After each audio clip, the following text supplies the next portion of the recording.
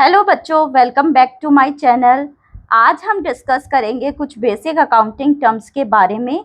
अभी तक 2 videos upload की जा चुकी हैं बेसिक अकाउंटिंग टर्म्स के बारे में। जो व्यूअर्स नए हैं वो भी मेरे चैनल पर जाकर उन्हें देख सकते हैं। तो आइए शुरू करते हैं कुछ और अलग नई अकाउंटिंग टर्म्स के बारे में। सबसे पहले बात कर रहे हैं capital receipts and revenue receipts की। अब रिसीप्ट्स 2 तरीके की होती हैं, एक कैपिटल रिसीप्ट होती है, एक रेवेन्यू रिसीप्ट होती है। अब दोनों में को इस फ्लो चार्ट से समझते हैं कि दोनों हैं क्या। तो कैपिटल रिसीप्ट की जब हम बात करते हैं तो capital receipts are shown in balance sheet either in increase in liabilities और decrease in value of assets.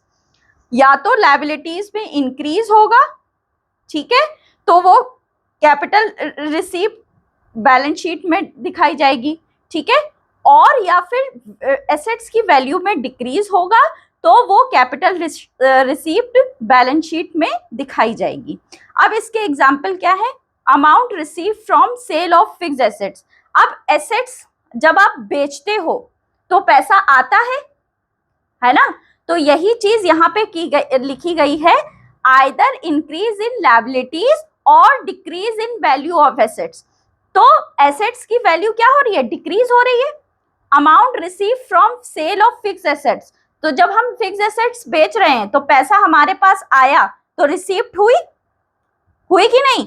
अब फिक्स्ड एसेट्स रोज रोज तो बेचते नहीं हो, कभी बहुत सालों में एक बार बेची, यानी कि जो बहुत टाइम बाद आप बेच रहे हो, यानी कि जो एक बार इनकर्ड होगी वो बार बार इनकर्ड नहीं होगी। मतलब कैपिटल जो रिसीप्ट है उसका जो नेचर होगा वो नॉन रिकरिंग होगा, मतलब वो कभी कभी होगी, हमेशा नहीं होती रहेगी। ठीक है, कि हर साल आप बेच रहे हो, हर साल जो बेचोगे तो वो आपकी एसेट्स पहली बात तो हुई ही नहीं, है ना, फिक्स्ड एसेट्स हुई नहीं। तो amount receive from sale of fixed assets आपका क्या हो जाएगा? एक तरीके की कैपिटल रिसीप्ट हो जाएगी जो कि बैलेंस शीट में शो की जाएगी, ठीक है। दूसरा है amount received by way of loans. अब लोन्स, आपने किसी से बिजनेस को आगे बढ़ाने के लिए बैंक से लोन लिया या किसी अदर फाइनेंशियल इंस्टीट्यूशन से या किसी अदर पर्सन से आपने लोन लिया, तो अदर पार्टी से लोन लिया, तो वो लोन आपका किस में दिखाया जाएगा? वो आपकी कैपिटल रिसीप्ट मानी जाएगी, इसीलिए वो बैलेंस शीट में आपको दिखाई जाएगी। कहाँ दिखाई जाएगी? बैलेंस शीट में। कहाँ पे? बैलेंस शीट में। अब देखिए, जो लोन है वो लोन भी आप क्या करते हो? रेगुलर बेसिस पे तो लेते नहीं हो, वो भी कभी कभी होता है ना कि बहुत टाइम बाद आप लोन लेते हो, है ना। ऐसा तो नहीं होता है कि हर साल लोन ले रहे हो, यानी कि ये भी क्या है? एक नॉन रिकरिंग नेचर है, मतलब कभी कभी हो रहा है, हमेशा नहीं होगा। तो कैपिटल रिसीप्ट का अब यहाँ पे हम ये कह सकते हैं कि नेचर क्या होता है? कैपिटल रिसीप्ट का नेचर ये होता है कि वो क्या होती है? नॉन रिकरिंग होती है, मतलब वो कभी कभी होती हैं। दूसरी जब हम बात करते हैं रेवेन्यू रिसीप्ट की, अब रेवेन्यू रिसीप्ट के बारे में जान लेते हैं क्या है। रेवेन्यू रिसीप्ट क्या होती है? Shown in credit side of trading and PL account. जो हम ट्रेडिंग एंड पीएल अकाउंट बनाते हैं, जब आगे चल के आप इन सभी का को कैसे बनाते हैं, इन सब का फॉर्मेट क्या होता है, सब इसके बारे में जानेंगे। लेकिन अभी बस इतना समझ लीजिए कि ये जो ट्रेडिंग अकाउंट होता है, पीएल अकाउंट, उसमें क्रेडिट साइड दिखाई जाती है, क्योंकि क्रेडिट साइड क्या दिखाई जाती है? सारी इनकम। तो रिसीप्ट है ना, मतलब पैसा आ रहा है, तो रेवेन्यू रिसीप्ट है तो वो क्रेडिट साइड में दिखाया जाएगा पीएल अकाउंट के। अब इसके एग्जाम्पल क्या है? Money obtained from sale of goods. अब जब आप गुड्स बेचते हो, ठीक है, जो अब गुड्स क्या है? एसेट्स अलग होती हैं, गुड्स अलग होती हैं। जैसे कल मैंने एक एग्जाम्पल दिया था आपको कि जैसे आप किराने की दुकान पे जाते हो, तो किराने की दुकान पे आपको कुछ फर्नीचर वगैरह, टेबल, फैन, चेयर और जो रैक्स वगैरह वो लोग रखते हैं, जिसमें वो लोग सामान रखते हैं ना, किराने की शॉप पे रैक्स होती हैं बड़ी बड़ी, उसी में तो वो लोग सामान रखते हैं। तो ये क्या हो गई? फिक्स्ड एसेट्स हो गई, है ना। और वहां पे जो सामान रखा हुआ है उन रैक्स में जिनमें वो डील करते हैं, मतलब जिसमें जो बिजनेस जो डीलिंग करता है, तो वो उसकी क्या हो जाती है, गुड्स हो जाती हैं। तो गुड्स अब जो बेच रहा है तो वो तो रोज रोज ही बेचेगा, है ना। तो यानी कि जो रोज रोज मतलब रिकरिंग रिकरिंग नेचर में जो इनकम हो रही है वो आपकी क्या बोली जाएगी, रेवेन्यू रिसीप्ट बोली जाएगी, जो कि आप क्रेडिट साइड दिखाते हो ट्रेडिंग और पीएल अकाउंट के। आई बात समझ में। कैपिटल रिसीप्ट जो होगी वो नॉन रिकरिंग नेचर की होगी और रेवेन्यू रिसीप्ट क्या होंगी, रिकरिंग नेचर की। ये लिख लीजिए आप लोग, रिकरिंग बार बार होंगी और ये कभी कभी होंगी, तो नॉन रिकरिंग। आई बात समझ में। नॉन रिकरिंग का क्या मतलब होगा, कभी कभी होंगी, और रिकरिंग का मतलब क्या होगा, जो रोज रोज होंगी, ठीक है, या साल में कई बार होंगी, ठीक है। Interest and dividend received on investment. अब बिजनेस है, बिजनेस ने भी कहीं और इन्वेस्ट किया होगा, ठीक है। तो अब ऑब्वियस सी बात है कि जब आपके पास इनकम आती है, एक नॉर्मल पर्सन की बात कर लें, एक पर्सनली आप क्या करते हो कि जब आपको इनकम मिलती है तो आप क्या करते हो, कुछ खर्चे करते हो, कुछ क्या करते हो, इन्वेस्ट करते हो पैसा। इन्वेस्ट किस लिए करते हो, ताकि आपको कुछ रिटर्न मिले, उधर से भी आपको पैसा मिले। सपोज शेयर्स परचेज करते हो या फिर जो है फिक्स डिपॉजिट करते हो जिसपे आपको इंटरेस्ट वगैरह मिलता है। तो यही एक जैसे पर्सन की इनकम होती है, ऐसी जो बिजनेस की इनकम होती है, तो वो सारी बिजनेस की इनकम ऐसी जो है सब खर्चे करने में नहीं कर देता है ना। और सारा प्रॉफिट अपने अपने ऊपर नहीं खर्च करता है, उसमें से क्या करता है, वो कहीं और भी इन्वेस्ट करता है। वो इसलिए इन्वेस्ट करता है ताकि वो पैसा उनके पास रहे, ठीक है। तो फ्यूचर में जब उनको जरूरत हो तो वो वहां से भी उनको क्या मिलती रहे, इनकम मिलती रहे। तो अब जो इंटरेस्ट या डिविडेंड रिसीव्ड होता है ये हर महीने रिसीव्ड होता है, तो यानी ये कैसा नेचर का हुआ, रिकरिंग, मतलब जो रोज रोज हो रहा है। तो जब रोज रोज हो रहा है तो ये क्या मानी जाएगी, रेवेन्यू रिसीव्ड मानी जाएगी। इसीलिए इसको किस साइड दिखाते हैं, credit side of trading and PL account, जो कि इस चार्ट में दिखाया गया, ठीक है। आगे जब कंटिन्यू करेंगे क्लासेस तो उसमें आपको ट्रेडिंग पीएल ये सब बनाना बताया जाएगा, ठीक। अब हम नेक्स्ट बात करते हैं एक्सपेंडिचर की। एनी डिसबर्समेंट ऑफ कैश और ट्रांसफर ऑफ प्रॉपर्टी और incurring a liability for the purpose of acquiring assets, goods or services is called expenditure. Expenditure क्या होता है, कोई भी आप क्या करते हो, कैश का डिसबर्समेंट, या तो कैश को क्या करते हो, डिसबर्स करते हो, खर्च करते हो, और क्या करते हो, प्रॉपर्टी को ट्रांसफर करते हो, किस लिए, for purpose of acquiring assets, goods and services. जो एसेट्स हैं उनको एक्वायर करने के लिए जो भी आप खर्चा करते हो, जो भी पैसा खर्च करते हो या कोई ट्रांसफर करते हो प्रॉपर्टी का, तो वो क्या बोला जाता है, एक्सपेंडिचर बोला जाता है, ठीक है। It means that any type of payment for the receipt of a benefit is termed as expenditure. जो भी खर्चा आप किस लिए करते हो, फ्यूचर में आपको कोई भी पेमेंट आप इसलिए कर रहे हो ताकि आपको क्या मिले, बेनिफिट मिले इसका बाद में, तो उसको क्या बोलते हैं, एक्सपेंडिचर बोलते हैं।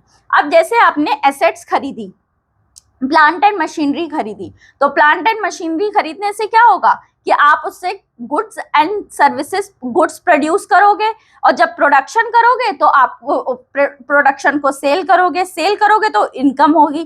तो यानी कि फ्यूचर के बेनिफिट को देखते हुए आपने जब जो खर्चा किया उसको क्या बोलेंगे, जो भी आपने कैश का डिसबर्समेंट किया और जो भी आपने प्रॉपर्टी का ट्रांसफर किया वो क्या बोला जाएगा, एक्सपेंडिचर बोला जाएगा, ठीक है। अब एक्सपेंडिचर कितने तरीके के होते हैं, एक्सपेंडिचर होते हैं 3 तरीके के। एक होता है कैपिटल एक्सपेंडिचर, एक होता है रेवेन्यू एक्सपेंडिचर, एक होता है डिफर्ड रेवेन्यू एक्सपेंडिचर, ठीक है। अब आइए जानते हैं इन सबके बारे में अलग अलग डिटेल में। अब सबसे पहले आता है कैपिटल एक्सपेंडिचर। कैपिटल एक्सपेंडिचर क्या होता है, any expenditure which is incurred in acquiring or increasing the value of fixed assets. Fix assets जिससे, केवल फिक्स एसेट्स जिससे जो है क्या होगी, बढ़ेगी, या फिक्स एसेट्स इंक्रीज होंगी। अब इंक्रीज ऑब्वियसली बात है कि ये कब इंक्रीज होंगी, ये जाहिर सी बात है कि जब उनको खरीदोगे तभी तो इंक्रीज होंगी, ठीक है। तो एक्वायर करने में या उनको उनकी एसेट्स की वैल्यू को, फिक्स एसेट्स की वैल्यू को बढ़ाने में जो भी आपने खर्चा किया है वो खर्चा किस नाम से जाना जाएगा, कैपिटल एक्सपेंडिचर के नाम से। फॉर एग्जाम्पल क्या है, परचेज और erection of building, plant and machinery and furniture, ये इसके एग्जाम्पल है, ठीक है। नेक्स्ट हम बात करते हैं रेवेन्यू एक्सपेंडिचर की। अब जब हम रेवेन्यू एक्सपेंडिचर की बात करते हैं, अच्छा इसमें एक चीज और है, कैपिटल जो एक्सपेंडिचर है, कैपिटल एक्सपेंडिचर है, एसेट्स बार बार तो खरीदोगे नहीं, कभी कभी खरीद पाओगे क्योंकि हैवी अमाउंट होता है, ठीक है। तो कैपिटल एक्स या एक पर्टिकुलर टाइम गैप के बाद ही आप खरीदोगे, ठीक है। तो कैपिटल एक्सपेंडिचर क्या हुआ, हमेशा तो होगा नहीं, कभी कभी होगा, तो यानी नॉन रिकरिंग नेचर का ये हुआ, ठीक है। तो जैसे रिसीप्ट में आपने पढ़ा था, कैपिटल रिसीप्ट में कि वो नॉन रिकरिंग थी, इसी तरीके से एक्सपेंडिचर भी जो आपका होगा वो नॉन रिकरिंग होगा। फिर रेवेन्यू एक्सपेंडिचर की बात करते हैं, any expenditure the full benefit of which is received during one accounting period is termed as revenue expenditure। कोई भी एक्सपेंडिचर किस लिए किया हो, उसका बेनिफिट एक साल के अंदर आपको मिल जाए तो उसको क्या बोलते हैं, रेवेन्यू एक्सपेंडिचर। एक साल के अंदर मिल जाए आपको उसका बेनिफिट। अब क्या होता है, जब आप न्यू शॉप खोली या कुछ भी आपने न्यू बिजनेस स्टार्ट किया तो आप उसमें क्या करते हो, या तो गुड्स प्रोड्यूस करोगे या गुड्स कहीं से खरीद के उनको बेचोगे, यही तो होता है सिंपल। ये दो तरीके के बिजनेस होते हैं, या तो मैन्युफैक्चरिंग करोगे या ट्रेडिंग करोगे। ट्रेडिंग का मतलब आप कहीं से बना बनाया सामान ले रहे हो और उसको क्या कर रहे हो, बेच रहे हो। अब आप जितनी भी शॉप्स देखो, गारमेंट्स की शॉप्स वगैरह ये सब होती हैं, तो वो लोग बनाते खुद तो नहीं बैठ के बनाते हैं ना, वो लोग कहीं से गारमेंट परचेज करते हैं फिर आपको जो है बेचते हैं, यही होता है बिजनेस। अब जो उसने जो उस सामान खरीदा है, मान लो गारमेंट्स का बिजनेस है, उसने गारमेंट्स खरीदे हैं, तो उसको किस लिए खरीदे होंगे, बेचने के लिए ना। तो वो एक साल से ज्यादा टाइम तो नहीं लगाएगा, वो सोचेगा जितना जल्दी मेरा सामान क्या हो जाए, बिक जाए, यही तो उसका मेन पर्पस होगा। तो यानी कि उसने जो गारमेंट्स खरीदने के लिए जो भी खर्चा किया, गारमेंट्स का जो बिजनेस है उसमें जो उसने गारमेंट्स खरीदने के लिए जो भी खर्चा किया वो रेवेन्यू एक्सपेंडिचर माना जाएगा, क्योंकि उसको बेच के वो एक साल के अंदर पैसा कमा लेगा। आई बात समझ में, ये चीज है, ठीक है। यानी कि ये रेवेन्यू एक्सपेंडिचर हम ये कह सकते हैं कि ये रिकरिंग नेचर का है। रिकरिंग नेचर का मतलब ये बार बार हो सकता है, ठीक है। जैसे ही फिर आप जितना जल्दी आपने सामान खरीदा फिर आप सोचोगे हाँ जल्दी से मैं नया माल मंगाऊं फिर वो बेच दूं, यही तो होता है बिजनेस में, नए फिर से गारमेंट्स मंगाऊं और उनको बेचो, यही बिजनेस का यही रूल होता है, ठीक है। तो ये रेवेन्यू एक्सपेंडिचर इस तरीके से आपको समझ में आ ही गया होगा, आई होप सो। नेक्स्ट, अब इसी का एक एग्जाम्पल है। For example, cost of goods sold, salaries, rent, electricity charges, such expenditure only helps in maintaining the existing earning capacity। अब कॉस्ट ऑफ गुड्स सोल्ड, आप देखो कॉस्ट ऑफ गुड्स सोल्ड क्या हुई, जैसे गारमेंट्स का बिजनेस है तो आपने गारमेंट्स को खरीदने के लिए खरीदा होगा, एक उसका परचेजिंग प्राइस होगा कि कितने में वो गारमेंट्स आए। अब यहाँ से तो आएंगे नहीं, कहीं बाहर से ही मंगाओगे, मतलब दूसरी कंट्री की भी हम बात नहीं कर रहे, एक कंट्री के ही अंदर आप दूसरे स्टेट से या कहीं से भी मंगा रहे हो तो आपको ट्रांसपोर्टेशन वगैरह पे खर्च करना होगा कि नहीं होगा। तो कॉस्ट ऑफ गुड्स सोल्ड का मतलब ही यही है कि जो आपने गुड्स बेची हैं उनकी कॉस्ट कितनी आई है, मतलब कितनी कॉस्ट पे वो मंगाई गई हैं, ठीक है। तो यानी कि उनको लाने में जो भी खर्चा लगा होगा वो सब क्या बोला जाएगा, उन सबको मिला के, मतलब जो उसकी परचेज प्राइस है और जो उसको मंगाने में जो भी खर्चा हुआ है, जो भी उसने भाड़ा वगैरह पे किया है, ठीक है, तो वो आपका क्या बोला जाएगा, कॉस्ट ऑफ गुड्स सोल्ड। अब इसमें सैलरीज, जो भी आपने एम्प्लॉयज रखे होंगे, ठीक है, उनको आपको सैलरी देनी पड़ेगी, तो ये खर्चा हुआ। रेंट अगर आपने दुकान जो है रेंट पे ले रखी है, किसी और की दुकान है, किसी और की प्रॉपर्टी यूज कर रहे हो, तो आपको रेंट पे करना पड़ेगा। इलेक्ट्रिसिटी, ऑब्वियस ही बात है, ये इलेक्ट्रिसिटी चार्जेस तो नॉर्मल है, वो आप जब गुड्स बेचोगे तो इसका यूज होगा, तो ये चार्जेस है, ठीक है, तो इनको पे करना पड़ेगा। तो इस तरीके के जो एक्सपेंस आप कर रहे हो, तो वो किस लिए कर रहे हो, अपनी अर्निंग कैपेसिटी को मेंटेन रखने के लिए। अगर इलेक्ट्रिसिटी का बिल नहीं भरोगे, क्या होगा, लाइट कट जाएगी। लाइट कट जाएगी, फिर क्या होगा, दुकान में कोई आएगा ना, कस्टमर आएंगे ना, आपके एम्प्लॉयज ही आएंगे, आप खुद नहीं आओगे, ठीक है। तो इस तरीके के जो एक्सपेंस हुए ये बार बार होंगे, तो ये क्या बोले जाते हैं, रेवेन्यू एक्सपेंडिचर बोले जाते हैं। इसमें मैंने आपको 2 एग्जांपल्स अच्छे से समझाए हैं। आई होप आपको अब क्लियर हो गया होगा जो रेवेन्यू एक्सपेंडिचर है उसके बारे में, ठीक है। अब हम बात करते हैं दोनों के डिफरेंसेस को, यहाँ पे देख लेते हैं, distinction between capital expenditure and revenue expenditure. तो कैपिटल एक्सपेंडिचर और रेवेन्यू एक्सपेंडिचर के बारे में जानते हैं। तो कैपिटल एक्सपेंडिचर क्या होता है, इनकर्ड फॉर द एक्विजिशन और इरेक्शन ऑफ फिक्स एसेट्स, जो भी फिक्स एसेट्स खरीदते हो, एक्वायर करते हो, उनका बिल्डिंग वगैरह का इरेक्शन वगैरह, उनको मतलब बढ़ाते हो, एक्सटेंशन उनका करते हो, तो वो आपका क्या बोला जाएगा, कैपिटल एक्सपेंडिचर। अब दूसरा क्या होता है, रेवेन्यू एक्सपेंडिचर। इसका मतलब कैपिटल का मतलब कैपिटल नहीं है, कैपिटल एक्सपेंडिचर आगे ये है, इसका ये मतलब ये रेवेन्यू से मतलब नहीं है, रेवेन्यू एक्सपेंडिचर मैंने आपको ये लिख के ऐसे बताया है, ठीक है। कैपिटल एक्सपेंडिचर और रेवेन्यू एक्सपेंडिचर, कैपिटल और रेवेन्यू के बीच में डिफरेंस नहीं है, कंफ्यूज मत होना, ठीक है। Incurred for day to day running of the business, जो आपका जो रनिंग बिजनेस है उसको चलाने के लिए जो भी आपको खर्चा करना पड़ रहा है, वो आपका क्या बोला जाएगा, रेवेन्यू एक्सपेंडिचर। दूसरा इसमें क्या आता है, incurred for the purpose of increasing the earning capacity of the business। क्या है, incurred for the purpose of increasing the earning capacity of the business। Business की अर्निंग कैपेसिटी को बढ़ाने के लिए ही आप ये खर्चा करते हो।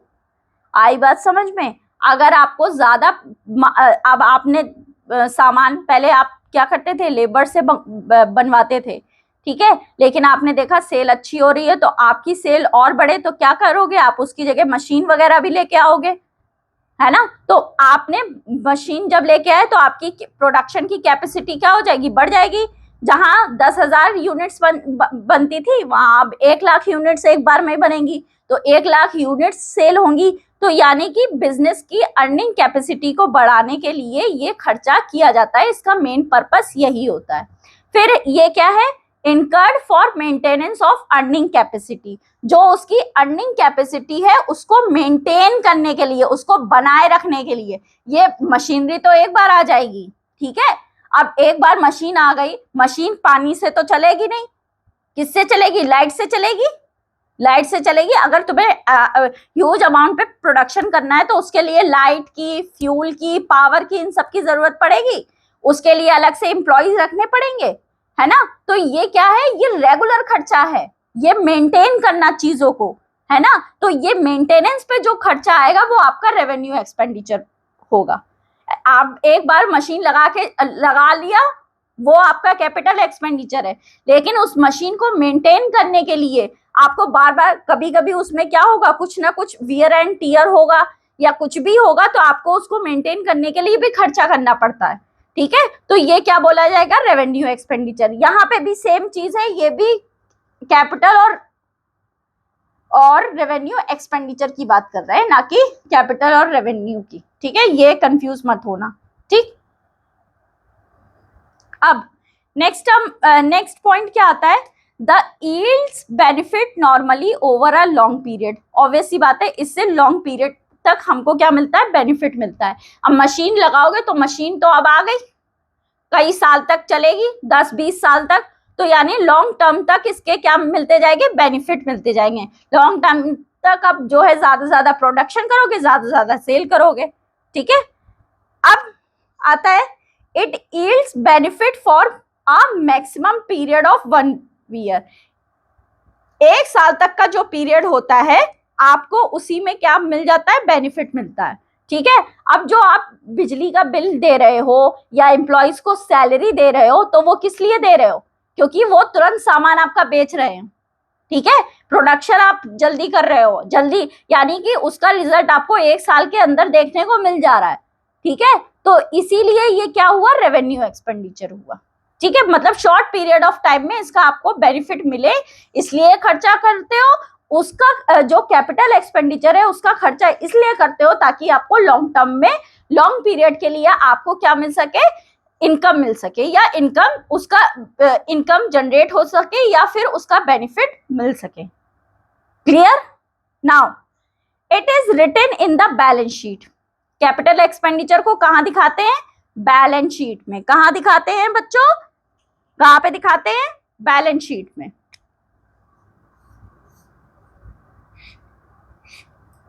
और जो आपका रेवेन्यू एक्सपेंडिचर होता है उसको ट्रेडिंग एंड पीएल अकाउंट में, trading and profit and loss account, जो कि हम आगे पढ़ेंगे जब आगे की क्लासेस होंगी तो उसमें। ठीक है, अब नेक्स्ट बात करते हैं डिफर्ड रेवेन्यू एक्सपेंडिचर की। अब डिफर्ड रेवेन्यू एक्सपेंडिचर क्या होता है, there are certain expenditures which are revenue in nature but the benefit of which is likely to be derived over a number of years. The benefit of such expenditure generally lasts between 3 to 7 years.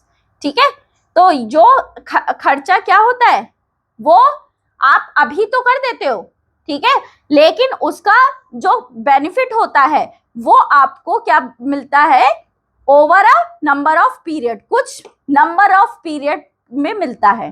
ठीक है, और ये period कितने तक का होता है, 3 to 7 years का।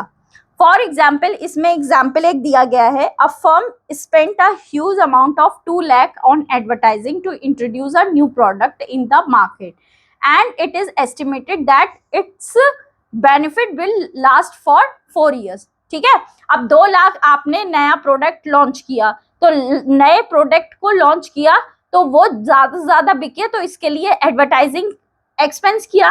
एडवर्टाइजिंग एक्सपेंस होता है वो ह्यूज अमाउंट का होता है और उसको आपको तुरंत पे करना होता है। ठीक है, आपने वो खर्चा कर दिया, लेकिन अब इसका जो आपने लॉन्च किया है, हो सकता तो इसका जो बेनिफिट है वो 4 साल तक के लिए आपने एस्टिमेट किया है। तो 4 साल तक आप जो है, अब 2 लाख को 4 से डिवाइड कर दोगे, 50-50 हजार, तो जो 50-50 हजार होगा वो हर साल जो प्रॉफिट होगा उसमें से डिडक्ट करते जाओगे, पीएल अकाउंट में आप राइट ऑफ करोगे। ठीक है, मतलब डिफर्ड रेवेन्यू एक्सपेंडिचर, मतलब खर्चा अभी कर रहे हो लेकिन उसका बेनिफिट क्या मिलेगा, फ्यूचर में मिलेगा। ठीक है, तो फ्यूचर में जितने भी प्रॉफिट्स होते हैं या जो भी आप पीएल अकाउंट बनाते हो उसमें हर साल आप उतना पैसा क्या करोगे, राइट ऑफ करोगे। ठीक है, मतलब वो खर्चा उस टाइम पे नहीं हुआ है जिस साल का आप पीएल बना रहे हो, लेकिन ये खर्चा पहले हो चुका है, उसको आप उसका स्मॉल पार्ट ऑफ अमाउंट आप क्या करते हो, राइट ऑफ करते हो। जैसे 2 लाख का हमने एस्टिमेट निकाला कि इससे हमको 4 साल तक बेनिफिट मिलेगा, तो 2 लाख डिवाइड बाय 4, तो आपका 2 लाख आपका क्या हो जाएगा, 2 लाख डिवाइडेड बाय 4, तो कितना अमाउंट आएगा, 50,000। ये क्या है, खर्चा है आपका, एक्सपेंस है, और आपको बेनिफिट कब तक मिलेगा, 4 साल तक। ठीक है, तो 4 साल के बेनिफिट से तो 50-50 हजार का जो होगा वो पीएल अकाउंट में आप शो करोगे। किस में शो करोगे, पीएल अकाउंट में। ठीक है, समझ में आया अच्छे से? नेक्स्ट,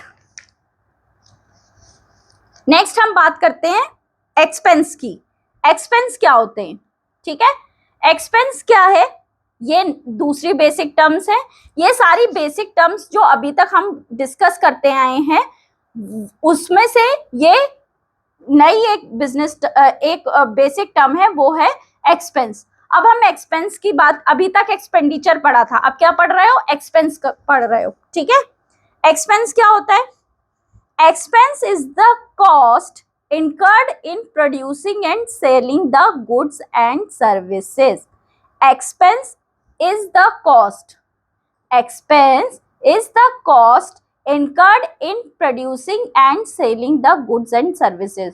Goods and services को प्रोड्यूस करने में और सेल करने में जो भी खर्चा करते हो वो क्या, उसकी जो कॉस्ट आती है, जो अमाउंट आप पे करते हो, ठीक है, उसको क्या बोलते हैं, एक्सपेंस बोलते हैं। जैसे cost of good sold, amount paid for rent, commission and salary, जो भी आप पे करते हो वो आपके किस में आ जाएगी, एक्सपेंस में आ जाएगी, ठीक है।